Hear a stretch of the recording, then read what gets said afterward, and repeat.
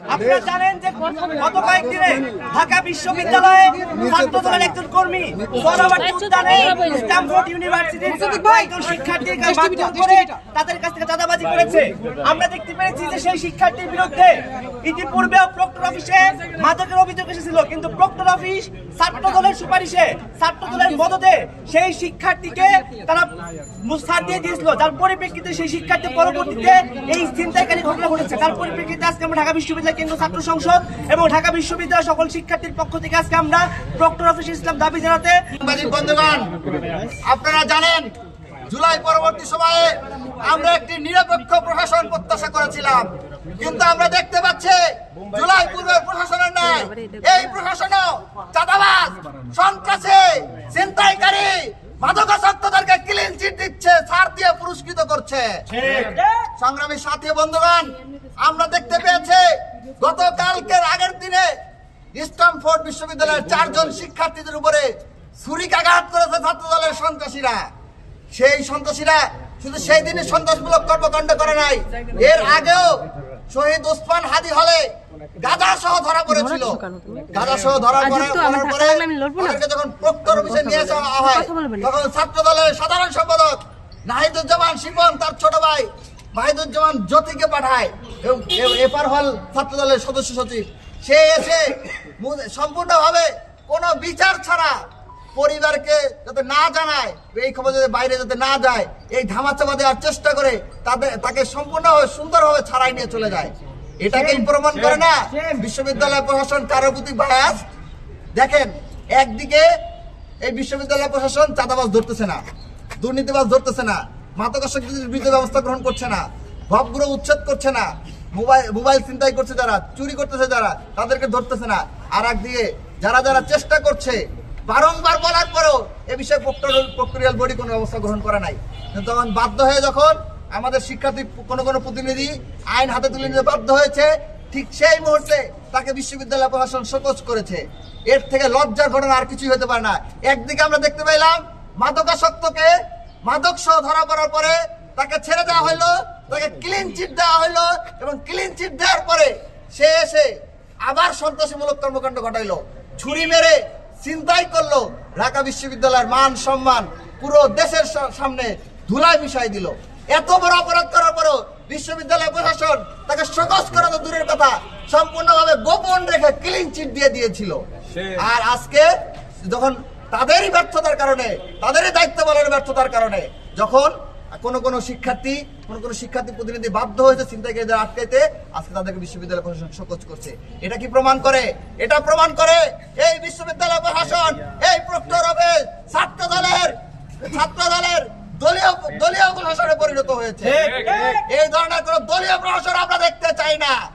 আমরা আশা রাখবো, আমরা এর আগেও দেখতে পেয়েছিলাম যে ছাত্র ইউনিয়নের সাধারণ সম্পাদক শিমুল কুম্ভকারকে যখন মাদক সহ গ্রেপ্তার করা হইলো, তাদের আরো 3 জন নেতাকে সে যখন হত্যার হুমকি দিছিল, তখন তাকে ধরে এনে যখন প্রক্টর অফিসে আনা হইলো, থানায় শাহবাগ থানায় নিয়ে যাওয়া হইলো, তখন নিউ মার্কেট থানায় নিয়ে যাওয়া হইলো, তখন প্রক্টোরিয়াল অফিসের প্রক্টর স্যারের সুপারিশে তাকে সম্পূর্ণ কোনো শাস্তি না দিয়ে ছেড়ে দেওয়া হয়েছে।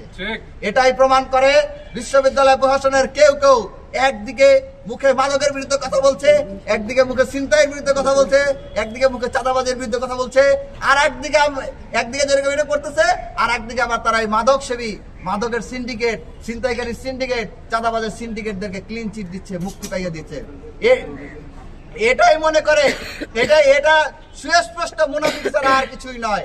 একদিকে আমরা দেখতে পাচ্ছি যখনই চাঁদাবাজদেরকে একদিকে তারা ছেড়ে দিচ্ছে, আর একদিকে দেখি যে এই প্রক্টোরিয়াল টিম, তাদেরই দলীয় বাহিনী ছাত্রদলকে নিয়ে এসে প্রক্টর অফিসে নাটক মঞ্চায়ন করছে। আমরা মনে করি প্রক্টর স্যার, আপনি একজন সম্মানিত ব্যক্তি, জুলাই অভ্যুত্থানে আপনার গুরুত্বপূর্ণ ভূমিকা রয়েছে, আমরা সেখানে রেসপেক্ট জানিয়ে বলছি, আপনাদেরকে কোনো দলীয় প্রশাসন হওয়ার জন্য আমরা নিয়োগ দেয় নাই। যদি এইভাবে করতে থাকেন, ছাত্রদলের প্রতি বাস হতে থাকেন, তাহলে আপনাকে টাইনা নামাতে আমাদের সময় লাগবে না।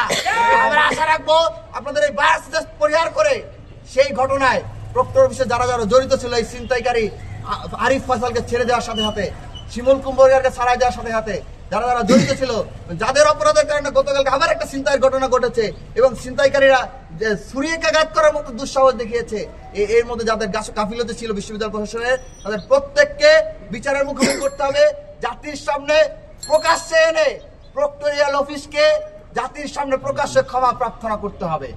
যদি তারা সেদিন এই আরিফ ফয়সালের বিরুদ্ধে ব্যবস্থা গ্রহণ করত, তাহলে এই ছিনতাইয়ের ঘটনা দেখতে হইতো না।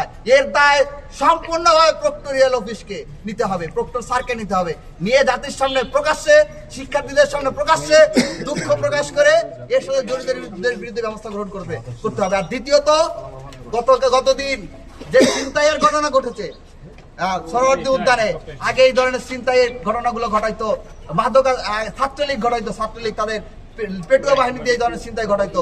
ছাত্রলীগ চলে যাওয়ার পরে আপনারা দেখেন না যে এটা পরিচালনার দায়িত্ব যত কেউ নাই, এই জন্য দায়িত্বটা আমরা নিয়ে নিয়েছি। এইরকম করে সেই আগের ছিনতাইয়ের দায়িত্ব, আগের চাঁদাবাজির দায়িত্ব ঢাকা বিশ্ববিদ্যালয়ের ছাত্রদল নিয়ে নিয়েছে।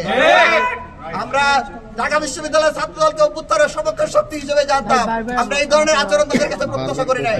আমরা আশা রাখবো এই চাঁদাবাজির সাথে, এই ছিনতাইয়ের সাথে যে সকল সন্ত্রাসীরা জড়িত ছিল, ছাত্রদলের বিভিন্ন হলের আহ্বায়ক সদস্য সচিবের নামও শোনা যাচ্ছে যে তারা নাকি এই আপোষ সাথে জড়িত ছিল। যারা যারা এইসব শেল্টার দিয়েছে, যারা যারা এই ছিনতাইয়ের সাথে জড়িত ছিল, ছাত্রদলের সেই সমগ্র সিন্ডিকেট চূর্ণপট্টি থেকে রাঘব বোয়াল, প্রত্যেককে বিচারের মুখোমুখি করতে হবে। এবং আরেকটি কথা বলতে চাই, আগে আমরা দেখতাম যে গেস্ট রুম, গণরুমে যখন ছাত্রলীগ কাউকে নির্যাতন করত, গেস্ট রুমে কাউকে যখন মারধর করত, মারধরের এক পর্যায়ে যখন শিক্ষার্থীরা সেন্সলেস হয়ে যাইত, এইরকম ঘটনা যখন ঘটতো, তখন দেখা যেত যে সেই মারধরের ঘটনাটা বাইরে আসতে নিউজ হইতো। এরকম একটা ঘটনা ঘটেছিল আমার ডিপার্টমেন্টের ছোট ভাই হাবিবকে যখন মেরে অজ্ঞান করা হয় গেস্ট রুমে। তখন অজ্ঞান করার পরে সাথে সাথে আমি মোহাম্মদপুর থেকে এই যে ইউসুফ আব্দুল্লাহ আছেন ৭১ হলের সাহিত্য সম্পাদক, তাকে নিয়ে আমি ঢাকা মেডিকেলে যাই।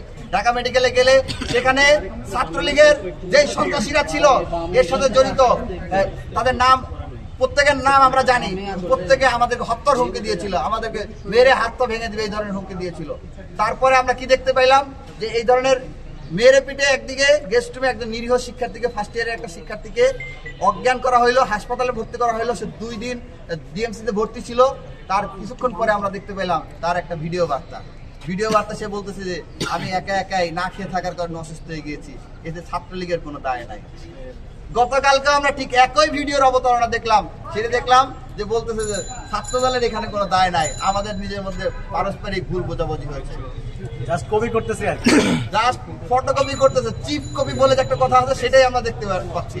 আমরা হুঁশিয়ারি করে বলে দিতে চাই, এই দিন আর নাই যে 24 পরবর্তী সময় ছাত্রলীগের মধ্যে একই কাজে আপনারা চাঁদাবাজি করবেন, গুন্ডামি করবেন, সন্ত্রাসী করবেন, সেই দিন আর নাই।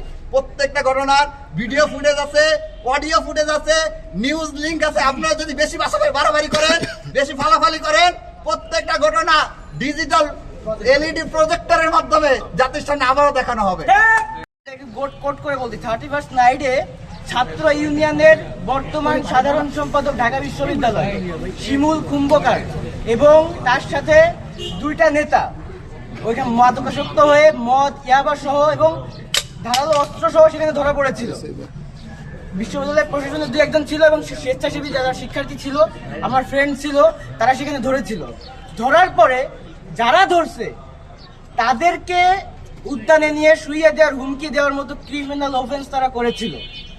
এর পরেও, এই ধরনের ক্রিমিনাল অফেন্সের পরেও বিশ্ববিদ্যালয় প্রশাসন যাকে হত্যার হুমকি দেওয়া হয়েছে তাকে নিরাপত্তা না দিয়ে, তার বিষয়ে কোনো পদক্ষেপ না নিয়ে, উল্টো যে হুমকিটা দিছে হত্যার, সেই শিমুল কুম্ভকার সহ সব সন্ত্রাসীদেরকে থানায় গিয়ে সুপারিশ করে সবার অজ্ঞাতসারে তাদেরকে ছাড়িয়ে নিয়ে আসা হয়। এই একটা ঘটনা, যেটা হচ্ছে আপনার ধামাচাপা দেওয়া হয়। তারপরে এই যে গতকালকের যে ঘটনাটা আপনারা দেখছেন, এই এই যে সন্ত্রাসী, এই যে নেশাখোর, মাদকখোর, এই আরিফ ফয়সাল, এটাকে হলে একবার ধরা হয়েছে। এখন হলে ধরার পরে তাকে সুপারিশ করে ছাত্র দলের যারা সন্ত্রাসী যারা আছে, নেতারা আছে, তারা ছাড়াই নিয়ে গেছে। ছাড়াই নেওয়ার পরে গতকালকে আবার সেই একই ক্রিমিনাল অফেন্স, দেখেন কালকেরটা প্রুফ সামনে আসছে, গতকালকের ঘটনাটা সামনে আসছে। এইরকম অহরহ ঘটনা প্রতিনিয়ত ক্যাম্পাসের বিভিন্ন জায়গায়, এই বিভিন্ন রাজনৈতিক ছাত্র দলের এই ধরনের ছাত্র ইউনিয়ন, এদের সন্ত্রাসীদের ব্যানারে, ছাত্র সংগঠনের নামে এই ধরনের ব্যানারগুলোতে ঘটতেছে, অহরহ ঘটতেছে।